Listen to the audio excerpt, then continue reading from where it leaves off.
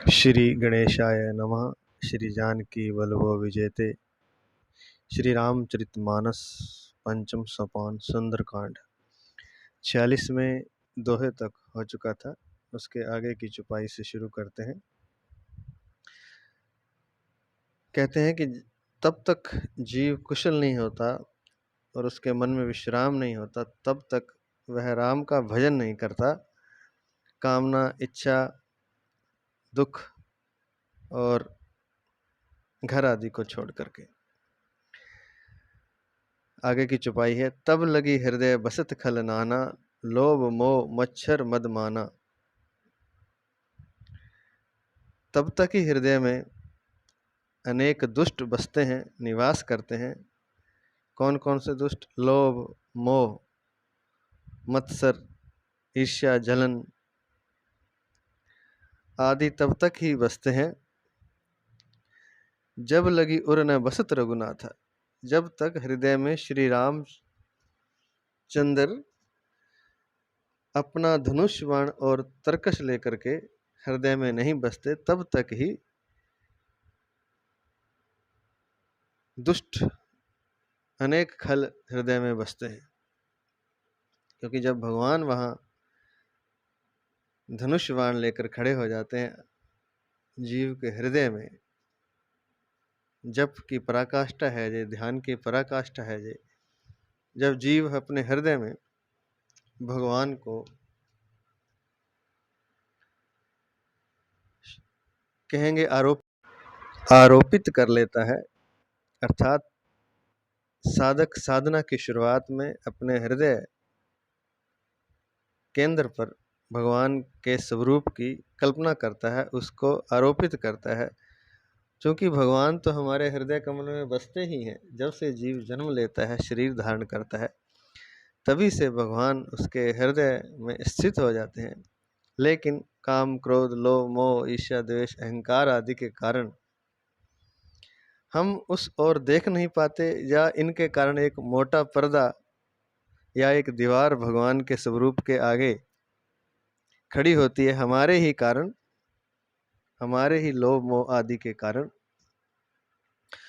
तो जब हम आरोपित करेंगे, शुरू शुरू में कल्पना करेंगे, लेकिन धीरे धीरे भगवान का वास्तविक स्वरूप प्रकट होने लगता है और भगवान सच में ही हृदय कमल में उपस्थित हो जाते हैं, दिखाई देने लगते हैं अपना धनुष बाण और तरकश लेकर के। तो जब भगवान अपने शस्त्र के साथ उपस्थित हो जाते हैं, तब वहाँ कोई भी दुष्ट खल, लोभ, मोह, ईर्ष्या, द्वेष, मान आदि प्रवेश ही नहीं कर सकता। तो यही बात यहाँ लिखी गई है। जब लगी उर न वसत रघुनाथा, धरे चाप सायक कटिभा था। तब लगी हृदय बसत खल नाना, लोभ मोह मच्छर मदमाना। तब तक ही लोभ मोह आदि खल हृदय में बसते हैं, जब तक भगवान श्री राम धनुष बाण लेकर के हृदय में नहीं बस जाते। और यह जप से हो जाता है, यह साधना से हो जाता है, यह भगवान की कल्पना से भी हो जाता है। तो यह साधना के भिन्न भिन्न तरीके हैं।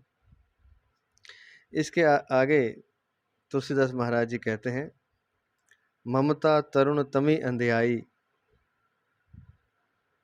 ममता तरुण तमी अंधियारी, राग द्वेष उलूक सुखकारी। तब लगी बसत जीव मन माही, जब लगी प्रभु प्रताप रवि नाही। ममता को अर्थात मोह को अंधेरी रात बताया है, तमी अंधियारी, अमावस्या की रात बताया है, जो कि राग द्वेष उलूक सुखकारी। जो अंधेरी रात होती है वह राग द्वेष आदि उल्लुओं को सुख देने वाली होती है। अर्थात जब ममता आपके हृदय में पैदा हो जाती है, तो ममता जो है वह अंधेरी रात है, जिसमें कि राग द्वेष आदि और उल्लू भी आकर के बस जाते हैं। तो कहने का तात्पर्य यह है कि सब जो दुष्ट हैं या सब राग द्वेष आदि हैं, वह मोह के कारण ही हमारे हृदय में उपस्थित होते हैं। तो ममता जो है, मोह है, वह ही गहन अंधकार है। कहते हैं ना, हमें भीतर कुछ दिखाई नहीं देता, संतों को तो भीतर प्रकाश दिखाई देता है, भगवान दिखाई देते हैं। हमें आंख बंद करते हैं तो अंधकार दिखाई देता है। वह अंधकार मोह का अंधकार है। जब मोह निशा छट जाएगी तब भीतर प्रकाश हो जाएगा। यह साधना में भी होता है, योग मार्ग में भी होता है, भक्ति मार्ग में भी होता है। और इसी के बारे में तुलसीदास जी अगली लाइन में लिखते हैं, तब लगी बस्ती जीव मन माही, जब लगी प्रभु प्रताप रवि नाही। यह तभी तक है जब तक सूर्य का उदय नहीं होता। जब प्रभु के प्रताप रूपी सूर्य का उदय नहीं होता, तभी तक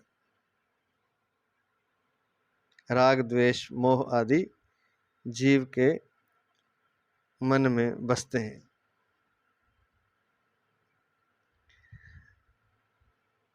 आगे कहते हैं, अब मैं कुशल मिटे भय भारे, देखी राम पद कमल तुम्हारे।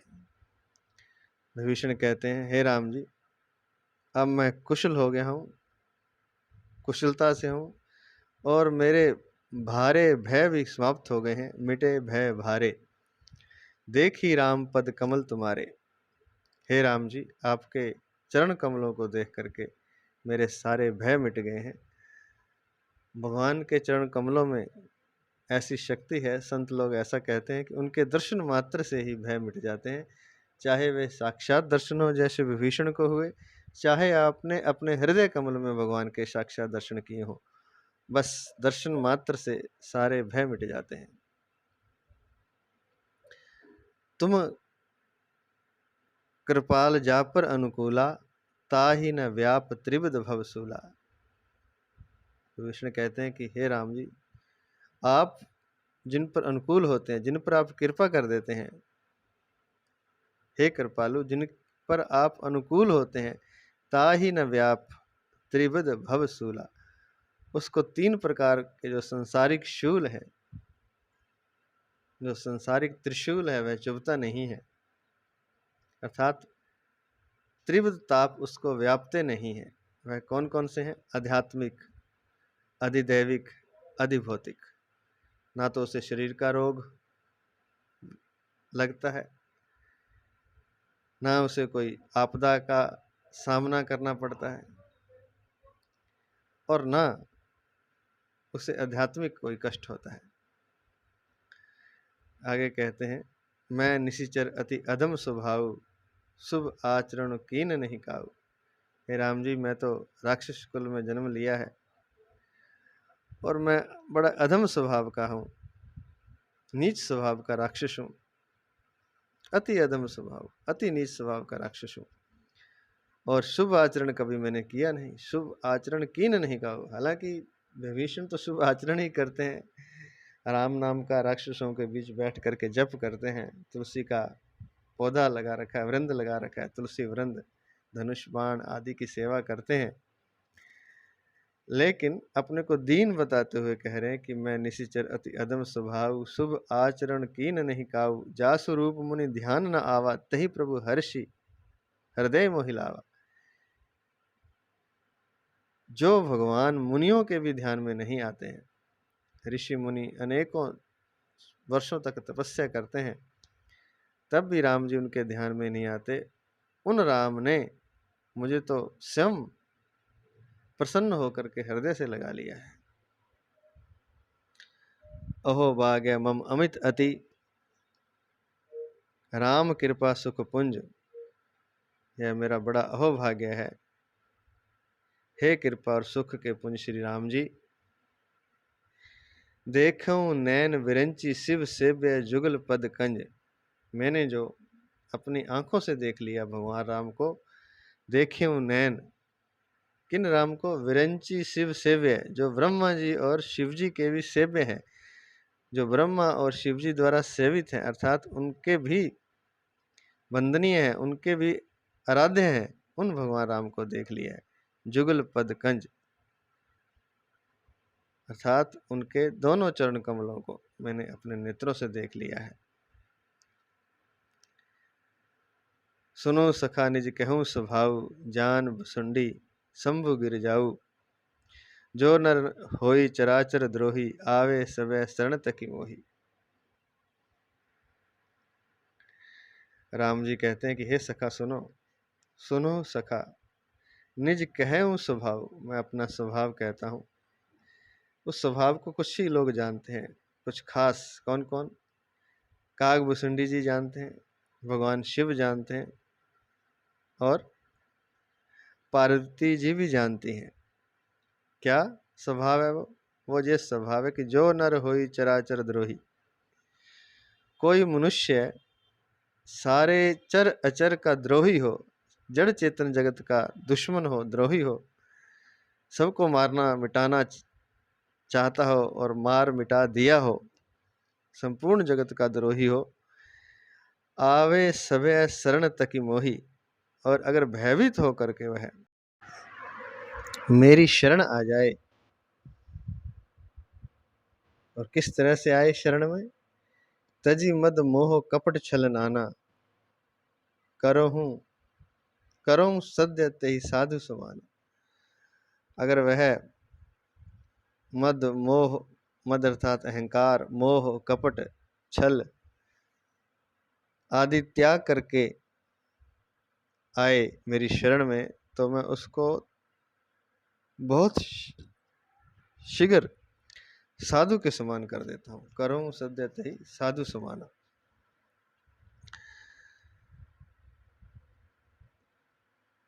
इसमें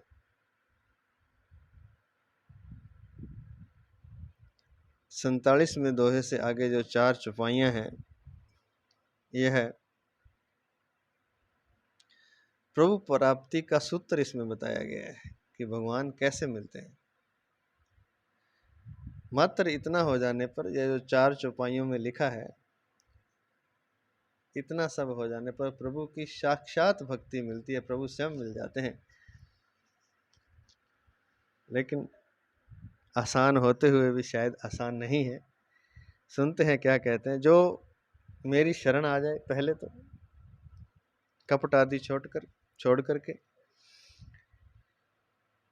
और जननी जनक बंधु सुत दारा, तन धन भवन सुहृद परिवारा।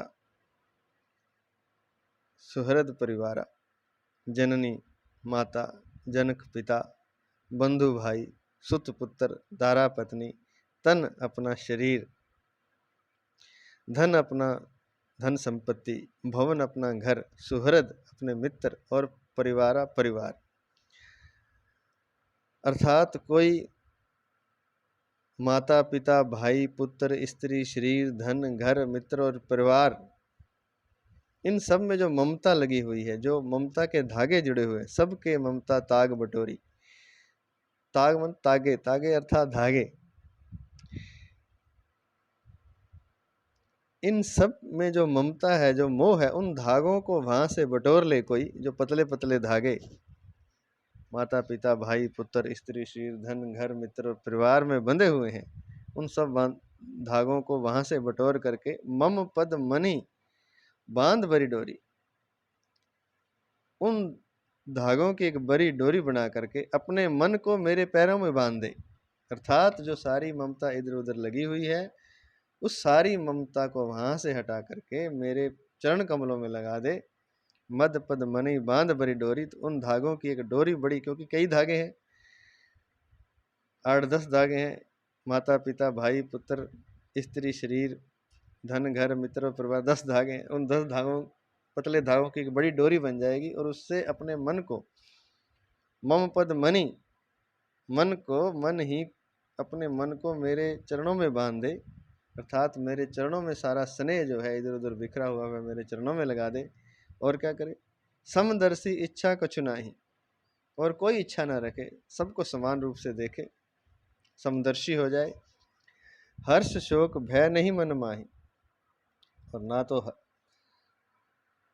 हर्ष अर्थात प्रसन्नता, ना दुख, ना भय आदि कुछ भी मन में ना रखे, और ना ही बाहर से कोई ऐसी वस्तु मिलने पर हर्षित हो, ना दुखी हो, कोई भी घटना होने पर ना भय माने, कुछ भी ऐसा मत माने, और इतना जब वो जो कोई कर लेगा तो एक बहुत अच्छी बात भगवान राम कह रहे हैं,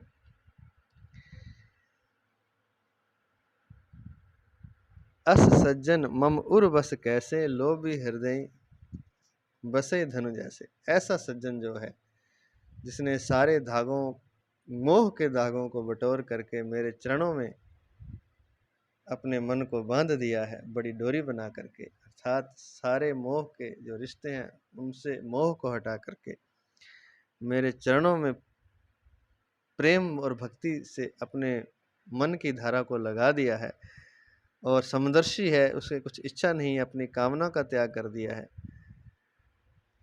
और भय और शोक मन में नहीं रखता है, और कपट छल आदि नहीं है उसके मन में, और मेरी शरण आ जाए, ऐसा भक्त मुझे, ऐसा सज्जन मुझे बहुत प्रिय है। कैसा प्रिय है? अस सज्जन मम उर बस कैसे, लोभी हृदय बसे धन जैसे। ऐसा सज्जन मेरे हृदय में इस तरह से बसता है जैसे लोभी के हृदय में धन बसता है। जैसे लोभी को धन प्यारा होता है, वैसे ही ऐसा सज्जन मुझे अतिशय प्रिय है, जो सब कुछ छोड़कर अपने मोह को, अपने प्रेम को, मोह त्याग कर प्रेम को अपनाता है, और प्रेम मेरे चरणों में लगा देता है। तुम सरीखे संत प्रिय मोरे, धरू दे नहीं औन निहारे। हे विभीषण, आप जैसे संत मुझे बहुत ही प्रिय हैं, और जो मैं देह धारण करता हूँ वह राक्षसों का, दुष्टों का संहार करने का कार्य तो सेकेंडरी है, वह प्रथम नहीं है। प्रथम तो इसलिए देह धारण करता हूँ कि तुम्हारे जैसे संतों को मैं, ऐसे भक्तों को मैं दर्शन दे सकूं। धरूं दे नहीं आन निहारे, और किसी कारण से मैं देह धारण नहीं करता, किसी निहोरे से, किसी कृतज्ञतावश मैं देह धारण नहीं करता। राम जी कहते हैं मैं तो देह धारण करता हूँ अपने भक्तों को दर्शन देने के लिए। और भक्त कैसे? जिन्होंने अपना सारा प्रेम संसार से हटा करके, संसार को छोड़ना नहीं है, संसार के सारे क्रियाकलाप करने हैं, और भी अच्छे से करना है। गृहस्थ में है कोई तो गृहस्थ में रहना है, संन्यास में तो संन्यास में रहना है, लेकिन यहाँ पर तो गृहस्थ की बात हो रही है। तो गृहस्थ क्या करेगा? गृहस्थ जो है वह सारा प्रेम अपना भगवान के चरणों में लगा देगा, और भगवान उसे इस तरह से प्यार करते हैं जैसे लोभी अपने धन से प्रेम करता है। सगुन उपासक परित नीति दृढ़ नेम, ते नर प्राण समान मम जिनके द्विज पद प्रेम। इसकी चर्चा हम कल करेंगे। तो भगवान की भक्ति जिसे चाहिए, उसे अपने सारे मोह के धागों को बटोर करके एक बड़ा धागा बनाना, अर्थात मोह के धागों से एक भक्ति रूपी धागा बनाना है, और उस भक्ति को, उस प्रेम को भगवान के चरणों में अर्पित कर देना है। आज इतना ही। जय श्री राम, जय सिया राम, सीताराम सीताराम।